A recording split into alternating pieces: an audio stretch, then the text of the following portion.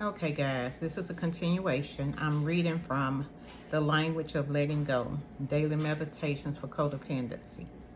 Codependence, I'm sorry. Um, Today, the topic is valuing our needs. Because many times when we grew up in homes where we weren't valued or we were punished for asking for what we needed or what we wanted. So as adults, we learn not to ask for what we need or what we want or have any expectation. So tonight's lesson, we need to learn to value ourselves because you know what? You're worthy. You are worthy because Christ died for you. He got up on that cross for you. And you are worthy. God thought you were worthy enough that he would send his only begotten son so that you would not perish but have everlasting life. And then Jesus came to give you the abundant life right here. Right here. So you are worthy. You can ask for what you need. And you can have expectations.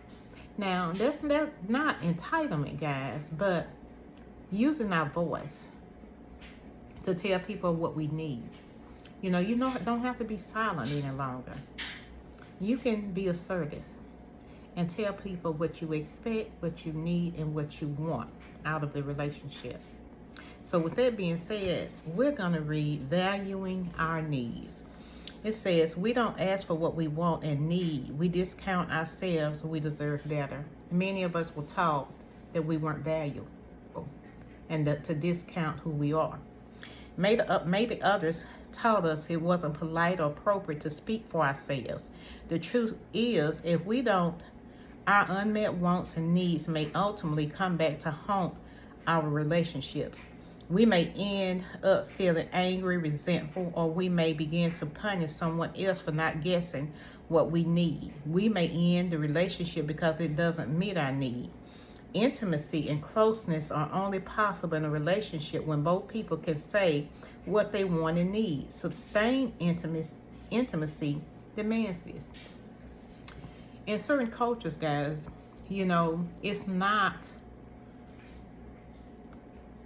not okay to say, hey, this is what I need out of the relationship. This is what I expect. And I'm not talking about unreasonable expectation. I'm talking about to be treated with respect, to be treated politely, to be valued. And so when we are not valued in our family of origin, many times we draw to people who will not value us, who can't value us. They don't have the capacity.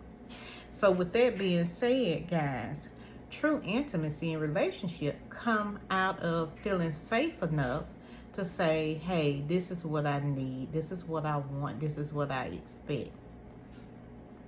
And with clear communication, intimacy is birth. Because the word declares that you have not because you ask not. Even God don't guess. He let us ask. He let us verbalize what we want for him. That's why we have prayer. That's why we have the written word. We're not mind readers. And we can't guess what another person needs. They have to tell us what they need. And there's nothing wrong with that. But so many times, so many kids are taught from a young age to be quiet. Be quiet. Be quiet. And so the message is sent that, what I have to say doesn't mean anything.